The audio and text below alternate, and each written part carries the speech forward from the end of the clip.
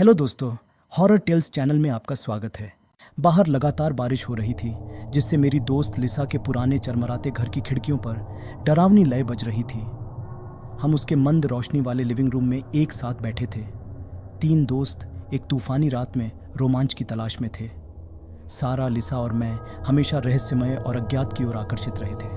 आज रात हमने अलौकिक दुनिया में जाने का फैसला किया, जिसमें एक ओइजा बोर्ड के अलावा कुछ भी नहीं था। बाहर लगातार बारिश हो रही थी, जिससे मेरी दोस्त लिसा के पुराने एक्सट्रीम रेड घर की फिल्मों पर हॉरर लय बज रही थी। हम उसके मंदा रोशनी वाले लिविंग रूम में एक साथ बैठे थे। 3 दोस्त एक तूफानी रात में रोमांच की तलाश में थे। सारा, लिसा और मैं हमेशा रहस्यमय और अज्ञात की ओर आकर्षित रहे थे।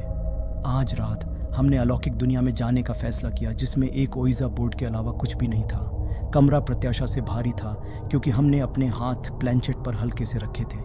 हमारी सांसें कमरे की शांति से मेल खाते हुए हवा में लटक रही थी। लिसा ने उत्तेजना से कांपती आवाज में शुरुआत की, अगर यहाँ हमारे साथ कोई है तो कृपया अपने बारे में बताएं।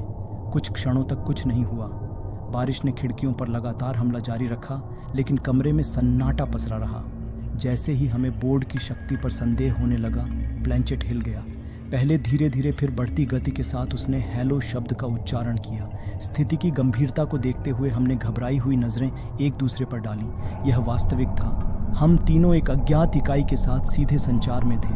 मैं बेचैनी की भावना महसूस किए बिना नहीं रह सका, लेकिन जिज्ञासा ने मेरे डर पर काबू पा लिया। सारा ने गहरी सांस ली और पूछा, तुम कौन हो? प्लैंचेट फिर से चला गया। इस बार उसने एक नाम लिखा, सैमुअल। हम जीवित या मृत किसी भी सैमुअल को नहीं जानते थे। नाम मात्र से ही हमारे शरीर में सिहरन दौड़ जाती है। लिसा ने पूछा, सैमुअल, तुम्हारा कैसे निधन हो गया? प्लेनचेट हिलने लगा और एक एक करके अक्षर लिखने लगा। आग। मेरा दिल बैठ गया। जैसे ही मैंने अपने दोस्तों के साथ डरावनी नजरें डाली, मेरी रीढ़ में एक ठंडक सी दौड़ गई। सैमुअल की आग में जलकर मौत हो गई थी। ये कैसे संभव हुआ?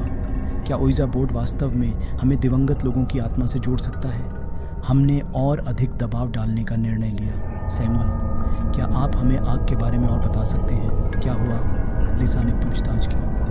प्लैंचेट अधिक तत्परता के साथ आगे बढ़ा, जैसे कि सैमुअल के पास कोई कहानी हो जिसे उसे साझा करने की आवश्यकता हो। इसमें लिखा था BADMEN। हमारे पास उत्तर से अधिक प्रश्न रह गए। ये बुरे आदमी कौन थे और वे शमूएल की मृत्यु से कैसे जुड़े थे? ऐसा लग रहा था कि कमरा ठंडा हो गया है। हवा तनाव से भारी हो गई है। अचानक प्लेनचेट अपने आप हिल गया और बोला, HELP। भय की भावना हमारे ऊपर हावी हो गई। हम सैमुअल की मदद की गुहार को नजरअंदाज नहीं कर सकते थे। यह ऐसा था मानो वह 2 दुनियाओं के बीच फंस गया हो और शांति पाने में असमर्थ हो। हमने पूछने का फैसला किया, सैमुअल, हम आपकी कैसे मदद कर सकते हैं? प्लैंचेट ने हमें घर में एक छिपे हुए डिब्बे की ओर निर्देशित करते हुए निर्देशों की एक श्रृंखला लिखी। यह अटारी में था और हमें इसका कोई अंदाजा नहीं था कि इसका अस्तित्व भी है।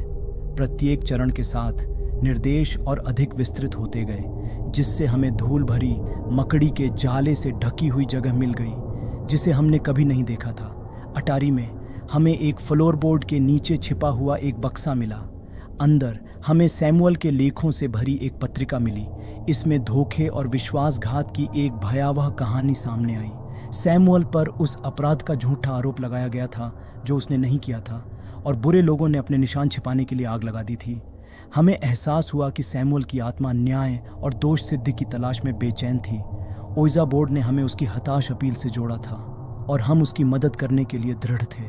जैसे जैसे हम सैमुअल की कहानी में गहराई से उतरे, हमें ऐसे सबूत मिले जो उसके नाम को स्पष्ट कर सकते थे।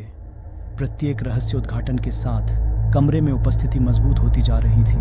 मोमबत्तियां अनियमित रूप से टिमटिमाती रहीं और तापमान गिर गया। हमने आखिरी बार ओइजा बोर्ड का उपयोग करके इकाई का सामना करने का फैसला किया। सैमुअल, हम आपको न्याय दिलाने में हर संभव मदद करेंगे, लिसा ने वादा किया। प्लैंचेट हिल गया और एक शब्द बोला, धन्यवाद। इसके साथ ही दूसरे पक्ष से संपर्क खत्म होता दिख रहा था। कमरा अपने सामान्य तापमान पर लौट आया और मोमबत्तियां लगातार जलती रहीं। हमने सैमुअल से किया अपना वादा पूरा कर दिया था और हम बंद होने की भावना से बचे हुए थे।